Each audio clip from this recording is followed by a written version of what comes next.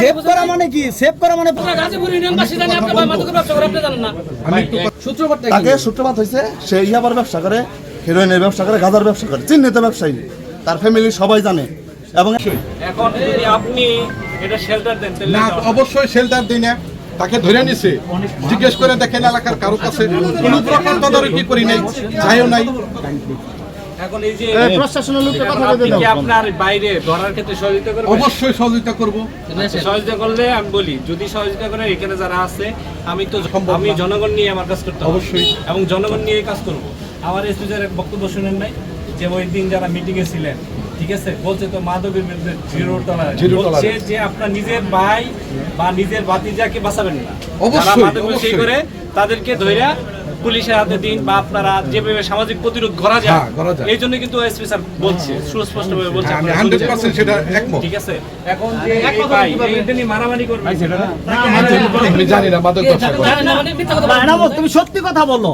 আমি বলছি সেভ করো না, সেভ করো না, সেভ করো না, তুমি সত্যিটা বলো। সেভ করো কেন? সেভ করা মানে কি? সেভ করা মানে প্রশ্রয় দাও। আমি তো আগেই বলছি কেউ তো প্রশ্রয় যেন না দেই। আমি একটু কথা বলবো, আমরা কেউ যেন সেভটা না দিই। মাদক ব্যবসা করে দেশটা নিরাপদ কোথায়? বিভিন্ন মিটিং এ আপনি বক্তব্য দেন, মাদক বক্তব্য দেন, কিভাবে দেন? লজ্জা করেন আপনার? তাহলে দেশটা নিরাপদ কোথায়? এখন এই বিচারটা এই আমার যারা জনগণ আছে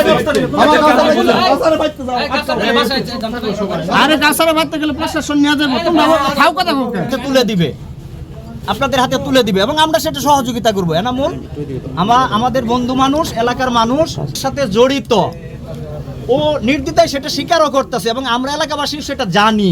দীর্ঘদিন যাবৎ সেই ব্যবসার সাথে জড়িত। আমরা প্রশাসনকে বিভিন্নভাবে তথ্য দিচ্ছি এবং জানেন যে কিছুদিন আগে উনি অ্যারেস্ট হয়েছে এবং বোধহয় আমার মনে হয় ভুল না করলে ভ্রাম্যমাণ আদালত তাকে একটা জেল জরিমানাও করছে।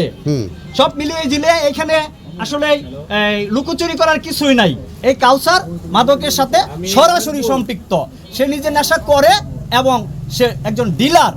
সুতরাং এখানে এনামুলেরও যে সহজ সরল স্বীকারোক্তি, এখন হলে এনামুলের কাছে আমাদের এলাকাবাসী, আমাদের দাবি, যেহেতু তোমার ছোট ভাই, আমরা চাই ছেলে সংশোধন হোক এবং তুমি আইনের কাছে তাকে সুপর্দ করো, আইন তার যথাযথ বিচার করবে এবং আমরা এলাকাবাসী এতে তোমাদের প্রতি কৃতজ্ঞ থাকবো। আমি ঈদে নাই তো এখানে একটা রুল ছিল বড়, যেটাতে আমার ওই এলোপাথারিভাবে আঘাত করা হয়েছে। আমার শরীরে অনেক ফাটা জখম আছে এবং তার হাতে ছুরিও ছিল, তার সাথে ছুরিও ছিল, ওই চাইনিজ ছুরি নাকি এটাও ছিল তার কোমরে। ওইটা বাইর করার সুযোগ পায় নাই, সে হাতে নিচ্ছে। এরপরে যখন আমি ফোন টোন দিয়ে ফেলছি, ও যার যার মতো পালিয়ে গেছে। হ্যাঁ, এই যে আমার হাতা, এই ওর সাথে শত্রুতা, আর ভিতরে কাটা ছিল আছে, ভিতরে কাটা আছে, পিঠে কাটা আছে। ওর সাথে বিরোধরা কি নিয়েছিল? তাকে সূত্রপাত হয়েছে সে ইয়াবার ব্যবসা করে, হেরোইনের ব্যবসা করে, গাঁজার ব্যবসা করে, চিহ্নিত ব্যবসায়ী, তার ফ্যামিলি সবাই জানে এবং এলাকার অনেক বড় বড় নেতা তার শেল্টারও দেয়। সে কিছুদিন আগে জেলে গেছে, জেল থেকে কালকে না আজকে ছাড়া পাইছে।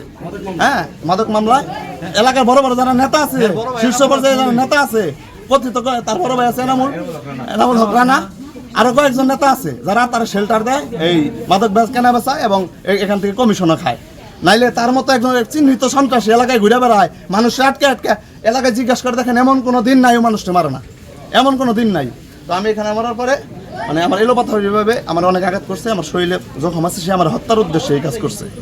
এবং যে এই স্বর্ণকার ছিল উনি মব সৃষ্টি করছে প্রথমে, তারপরে যখন আমি ফোন দিছি, ফোন দেওয়ার পরে যে যার মতো চলে গেছে, আমি রাখতে পারি নাই। ঠিক আছে, আমার বাড়ি হলো ডিবেল গার্মেন্টস এর সামনে থেকে যে কটা বাড়ি আছে সবটি আমাদেরই, আমরা 7 ভাই। নাম কি? আমার নাম কাউসার। কতদিন যাবো এরকম কিনেন ফরিদের কাছ থেকে? আজকে গত হয়েছে। জানেন কিভাবে যে ফরিদ এগুলো বিক্রি করে? আমি এই লাইনে থাকলে বুঝতাম কেমনে করে। আমি 2টা ট্যাবলেট নিয়ে কার কাছ থেকে আনছেন? ফরিদের কাছে। আজকে আনছেন? এই তো। তারপর আপনার হাতের মধ্যে দিয়ে ধরছে ট্যাবলেট সহ? এলাকাবাসী ধরছে না, এই যে এই 3 বাইরে আমি চিনি না, হয়তো চিনমু। আমি ফরিদ বেছে কোন ফরিদ? এই যে বাড়ি একেবারে 100 শিওর ভালো সরের বাড়িটা। আচ্ছা, পরে ফরিদা বেছে, সোহাগে বেছে, হাকিম বাগলা বেছে, সোহাগে বাড়ি কই? অলিল বেছে।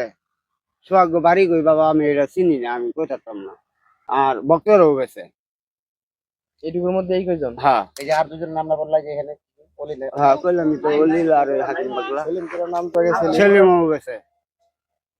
এদের মধ্যে সবচেয়ে বড় ডিলার কেটা যে সবসময় তাদের কাছ থেকে সংগ্রহ করে, এরকম বড় ডিলার কেটা যে মালটা সংগ্রহ করে অন্য জায়গায় সেল করে?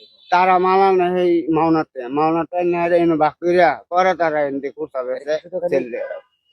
গরু বেছে, হিরোনো বেছে, বেহি ব্যস্ত আছে, যেটি যেটির নাম কইলাম বেহি ব্যক্তি ব্যস্ত আছে। আমরা আমি হাসা কথা কয়ে দিলাম। এরপরে আমার যদি এই ব্যাপারে কোনোদিন দেখুন, আপনারা নিজে বিচার করবেন। আর আমি যে নাম কইছি এরা কিন্তু আমার ক্ষতি করবার চেষ্টা করব। আমি লগে আমার রাহে, আমি না গেলে আমার বহবাদ্য। আমি এখানে কিচ্ছু জানি না, আমি আসার পরে শুধু মানুষ দেখছি, আর কিচ্ছু জানি না। বেশ কিছু জানার আগে সুযোগও নেই। মাদক সহ আপনার ভাই আমি পুলিশের হাতে জানার গ্রেপ্তার সুযোগও হয়েছে। পাই নাই, এটা কি জানতে পারছিলেন? জানার সুযোগ উপায় নাই। শরীফ বলছে যে এখানে একটা মারামারি হয়েছে, শরীফে নিয়ে এটা সমাধান করতে। আমি বলছি হয়তো মানে সমাধান করতে। আপনার ভাই যে মাদক সহ আটক হয়েছিল এই বিষয়টা কি জানেন? ওইখানে আমি কোনো ইনভলভ না, আমি যাইও নাই, বাইরে ছোটাইতেও যাইনি। না আপনি ছড়াইতে যান না, কিন্তু বিষয়টা না, জানতেন। আমি ওখানে কোনো ইন্টারফেয়ার করি নাই, অপরাধীকে আমি প্রশ্রয় দিই না।